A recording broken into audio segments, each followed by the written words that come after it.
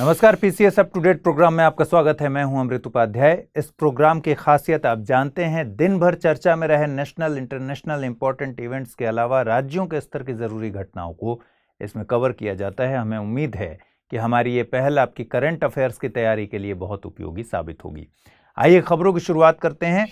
साल 2023 में G20 के भारत में होने वाले सम्मेलन को जम्मू कश्मीर में आयोजित किया जाएगा। गौरतलब है कि भारत G20 की अध्यक्षता 1 दिसंबर 2022 से संभालेगा और ये भारत में G20 की पहली मीटिंग होगी। आयोजन के लिए एक 5 सदस्यीय कमेटी भी गठित की गई है। भारत की तरफ से union commerce and industry minister Piyush Goyal को शेरपा नियुक्त किया गया है। साल 2019 में जम्मू कश्मीर को विशेष राज्य का दर्जा खत्म कर 2 संघ शासित प्रदेशों में बांट दिया गया था। संघ शासित प्रदेश बनने के बाद ये यहाँ आयोजित होने वाला पहला अंतर्राष्ट्रीय सम्मेलन होगा। 2021 में G20 का सम्मेलन इटली में आयोजित हुआ था। वहीं साल 2022 का सम्मेलन इंडोनेशिया के बाली में आयोजित किया जाएगा। आपको बता दें कि G20 एक 20 सदस्यीय अंतर्राष्ट्रीय फोरम है। इसमें 19 देश और यूरोपियन यूनियन शामिल हैं।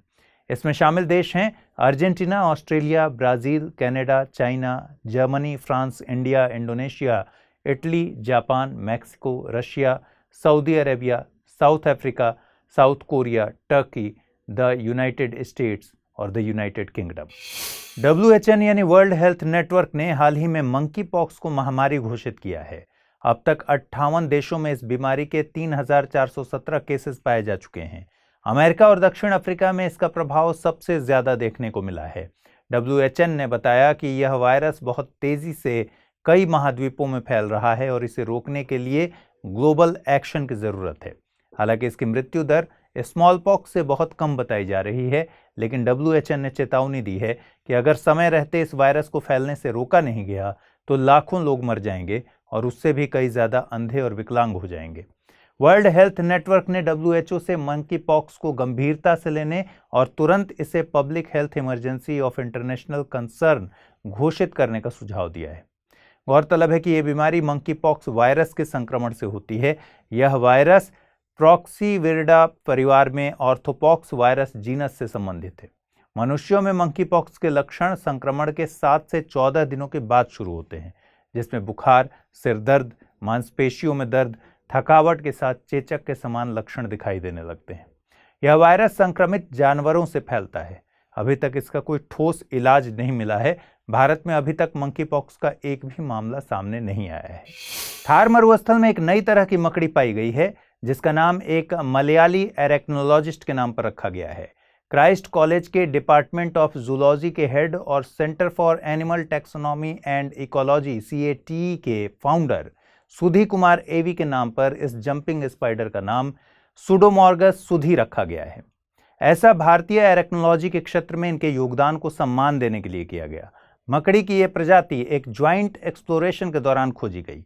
यह मरुस्थल की सूखी घास में पाई जाती है। यह इस जीनस की पहली प्रजाति है जो भारत में पाई गई है। विश्व भर में इस जीनस की मकड़ियों की 35 प्रजातियां पाई जाती हैं। ब्रिटिश एरेक्नोलॉजिकल सोसाइटी के अंतर्राष्ट्रीय वैज्ञानिक जर्नल एरेक्नोलॉजी के मुताबिक इस मकड़ी की लंबाई केवल 4 मिलीमीटर है। नर का सिर गहरे भूरे रंग का होता है जो छोटे सफेद बालों से ढका होता है। इसकी आंखें काली होती हैं। इसके हल्के पीले रंग के एब्डोमेन के बीच से एक गहरे रंग की धारी गुजरती है। मादा का सिर पीले रंग का होता है। इसकी आंखें भी काली होती हैं। इसके हल्के पीले रंग के एब्डोमेन पर सफेद रंग के चटके पाए जाते हैं। डॉक्टर सुधी कुमार ने भारतीय मकड़ी की विविधता पर 200 से भी ज्यादा रिसर्च आर्टिकल्स लिखे हैं। इनकी अध्यक्षता में CATE के वैज्ञानिकों ने केरल के अलग अलग क्षेत्रों में अब तक मकड़ियों की 35 से भी ज्यादा नई प्रजातियों की खोज की है। इसरो ने ऐलान किया है कि वो 30 जून को अपनी कमर्शियल आर्म NSIL के दूसरे डेडिकेटेड कमर्शियल मिशन PSLV-C53 को लॉन्च करने जा रहा है। यह लॉन्च व्हीकल सिंगापुर से 3 सैटेलाइट्स को लॉन्च करेगा। यह मिशन सतीश धवन अंतरिक्ष केंद्र श्रीहरिकोटा के दूसरे लॉन्च पैड से शाम 6 बजे उड़ान भरेगा। यह PSLV का 55वां मिशन, PSLV कोर अलोन वेरिएंट का उपयोग करने वाला 15वां मिशन और दूसरे लॉन्च पैड से 16वां PSLV लॉन्च होगा। सैटेलाइट्स की बात करें तो DSEO सैटेलाइट का वजन 365 kg और न्यू SAR का वजन 155 kg है। दोनों ही सिंगापुर के सैटेलाइट्स हैं जिनका निर्माण रिपब्लिक ऑफ कोरिया में स्टारिक इनिशिएटिव द्वारा किया गया है।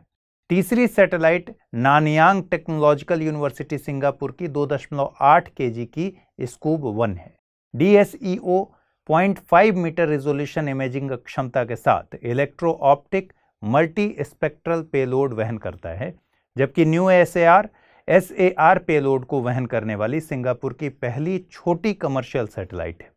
वहीं स्कूब आई S3I सीरीज की पहली सैटेलाइट है। इसरो चौथे चरण यानी PS4 का उपयोग PSLV कक्षीय प्रायोगिक मॉड्यूल यानी POEM के लिए करेगा। इसरो के मुताबिक यह पहली बार है जब PS4 चरण पृथ्वी की एक स्थिर मंच के रूप में परिक्रमा करेगा। यह 4 सूर्य सेंसर, एक मैग्नेटोमीटर, गायरोज और नाविक का उपयोग करके नेविगेट करता है। इसमें दूरसंचार सुविधा भी है। POEM में भारतीय अंतरिक्ष स्टार्टअप दिगंतारा और ध्रुव एरोस्पेस के सहित 6 पेलोड हैं। साइंटिस्ट ने कैरेबियन मैंग्रोव स्वैम्प में दुनिया का सबसे बड़ा बैक्टीरियम खोजा है। इस बैक्टीरियम को खुली आंखों से देखा जा सकता है, जबकि ज्यादातर बैक्टीरिया माइक्रोस्कोप से ही देखे जा सकते हैं। ऑलिवर ग्रॉस नाम के बायोलॉजिस्ट ने सबसे पहले इस बैक्टीरियम को 2009 में देखा था। उस समय इसकी पहचान वो बैक्टीरिया के तौर पर इसलिए नहीं कर पाए क्योंकि इसका साइज बहुत बड़ा था, करीब 0.9 सेंटीमीटर के आसपास। जब इसका जेनेटिक एनालिसिस किया गया तो पता चला कि इसमें सिंगल बैक्टीरियम सेल है। रिसर्चर्स ने बताया कि इसमें सेल का स्ट्रक्चर बैक्टीरिया से बिल्कुल अलग है, या यूं कहें कि अनयूजुअल है। एक बड़ा अंतर यह है कि इसमें लार्ज सेंट्रल कंपार्टमेंट या फिर वैक्यूल है। हो सकता है इसकी वजह से इसका साइज बहुत बड़ा हो। हालांकि इस बैक्टीरियम का साइज इतना बड़ा क्यों है, इस पर अभी कोई निश्चित जानकारी वैज्ञानिकों के पास भी नहीं है। तो आज के इस बुलेटिन में फिलहाल इतना ही। कल रात आपसे मुलाकात होगी पूरे वीक के कंपाइलेशन के साथ। अपना ख्याल रखिए। नमस्कार।